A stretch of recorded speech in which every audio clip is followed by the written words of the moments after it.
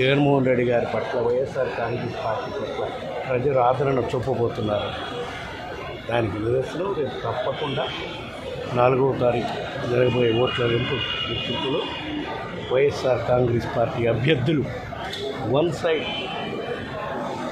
అత్యధిక శాతం 175 మందికి అత్యధిక శాతం 150 పైనే వస్తాయని మా గౌరవ ముఖ్యమంత్రి గారు చెప్తున్నారు. తప్పకుండా దక్షిణాల నిజం అవుతుంది. ప్రజలు ఆశిస్తున్నారు. తర్వాత కార్యక్రమం పెద్దలు చెప్పినట్టు తప్పకుండా వైఎస్ఆర్ కాంగ్రెస్ పార్టీ అధికారంలోకి వస్తుంది.